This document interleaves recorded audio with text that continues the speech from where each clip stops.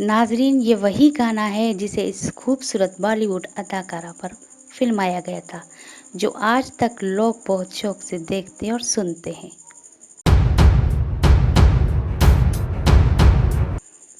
मनचली अदाकारा लीना चंद्राकर की पैदाइश 29 अगस्त सन 1950 धारवाड़ में हुई। बचपन से लीना ने ठान लिया था कि वो आगे जाकर अदाकारा बनेगी। किस्सा ये भी बहुत मशहूर रहा जब उनके स्कूल में एक जुमला लिखने को कहा गया। उसमें लिखना था कि मैं बड़ी होकर क्या बनना चाहती हूँ।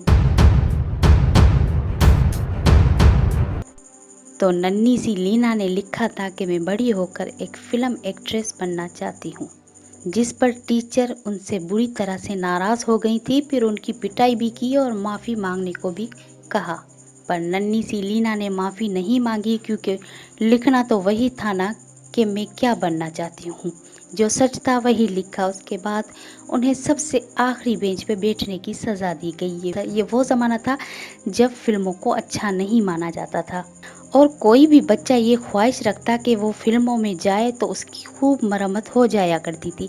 लीना चंद्राकर से उनके अब्बू बहुत ज़्यादा मोहब्बत करते थे। एक बार उनकी पिटाई हुई, वो भी इसी बात पे कि उन्होंने अपना एग्जाम लिखने से इनकार कर दिया था, क्योंकि उनके अम्मी अब्बू उनको फिल्मों में हिस्सा लेने नहीं दे रहे थे। वो नहीं चाहते थे कि ये फिल्मों में जाए। यूँ लीना चाहती थी कि स्टार एंड कॉन्टेंट्स में जाए और उसके बाद अपनी किस्मत फिल्मों में आजमाए। पर उनके नाना ने उनके अब्बू को समझाया कि तुम्हारी बेटी सही जरिए से जा रही है, फिल्मों में टैलेंट हैंड में जाने दो, बन गया तो अच्छी बात है, नहीं तो बच्चे भाग के चले जाते हैं और फिर उनकी ज़िंदगी खराब हो जाती है, इसे अपनी मन की करने दो। माँ बाप ने ये चांस दिया और लीना चंद्राकर का सिलेक्शन हो गया। उनके फोटोग्राफ्स सबको पसंद आए, पर जब ये मुंबई पहुंची तो उन्हें रिजेक्ट कर दिया गया।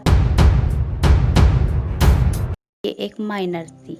बाद में ये नरगिस और सुनील के पास पहुंची, जहां पर कहानी बदल गई। सुनील दत्त ने अपनी फिल्म मन का मीत के लिए उन्हें साइन कर लिया। नरगिस ने उन्हें बतौर अदाकारी में उभरने में उनकी काफी मदद की। विदाई और कैद सुपरहिट साबित हुई। सबने बहुत तारीफ की और कहा, लीना अब और क्या चाहिए कि तुम सुपरस्टार हीरोइन बन गई हो। और तब उन्होंने कहा कि मेरा सिर्फ एक ही अरमान रह गया है कि मैं एक्टर दिलीप कुमार के साथ एक छोटा सा रोल निभा सकूं। और तब फिल्म बैराग में उन्हें दिलीप कुमार के साथ काम कर वो वक्त भी था जब उनका रिश्ता पहले शौहर सिद्धार्थ के साथ शुरू हुआ था। हालांकि फिल्मों में उन्हें बहुत शोहरत मिल रही थी और फिर भी उन्होंने शादी का दामन थामा। सिद्धार्थ बंदोकर के साथ उनकी शादी हो गई। ये नहीं जानती थी कि एक बड़ी आफत उनका इंतजार कर रही है।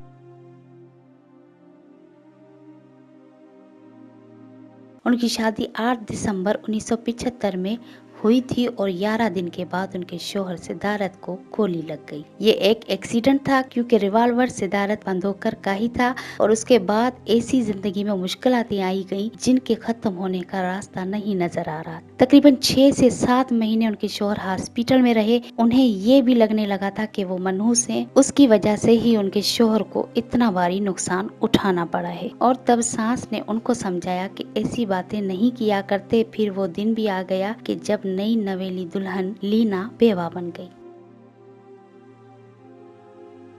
बहुत सालों बाद उम्मीद की एक किरण नजर आई लीना की जिंदगी में, और वो उम्मीद थी किशोर कुमार। शुरू में तो ये किशोर कुमार से शादी नहीं करना चाहती थी, क्योंकि उनके बीच उम्र का फासला 21 साल का था। लीना के माँ बाप भी इसी बात के खिलाफ थे, पर धीरे धीरे कुमार और इनकी पसंद बढ़ती गई। इन दोनों ने शादी का फैसला कर लिया। किशोर कुमार उनसे पहले भी 3 मर्तबा शादी कर चुके थे और तीनों शादियां नाकाम साबित हुई थी। 2 शादियों में तलाक हुआ और एक शादी में उनकी बीवी मधुबाला की डेथ हो गई थी।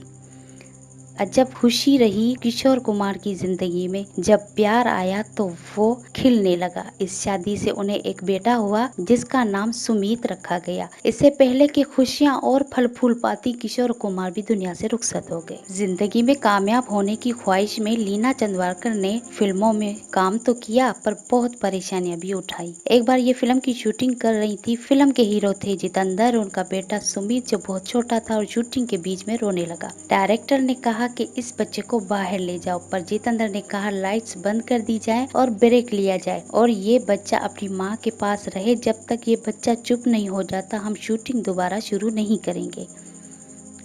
लीना चंदवाकर ने जिसके साथ भी अपनी जोड़ी बनाई वो जोड़ी बहुत मशहूर हुई और बहुत सालों बाद लीना टेलीविजन पर नजर आई थी रियलिटी शो में। और यूं तो सभी त्योहार मना लेती हैं, पर दिवाली का त्योहार उन्हें उदास कर देता है, क्योंकि दिवाली के दिन उनके भाई ने खुदकुशी कर ली थी और दिवाली के ही दिन थे जब उनकी मां भी रुखसत हुई थी। उनके पहले शौहर सदारत बंदोकर की मौत भी दिवाली के दिन के करीब हुई। उनके दूसरे शौहर किशोर कुमार भी दिवाली के आसपास ही दुनिया से रुखसत हो गए। ये वजह है कि दिवाली का त्योहार उनके मन में उदासी भर देता है। जिंदगी में उदासी जरूर रही, पर अपनी खुश मिजाजी से उन्होंने बहुत से लोगों को खुशी पहुंचाई। बॉलीवुड फिल्म इंडस्ट्री में लीना चंदवाकर का नाम हमेशा याद रहता है। नाजरीन, मेरी वीडियो पसंद आई हो तो लाइक करके शेयर जरूर कर दें और मेरे चैनल रोनमा टीवी को सब्सक्राइब करना ना भूलिएगा। अब आपसे इजाजत चाहती हूँ। अल्लाह हाफिज, फी अमानुल्लाह।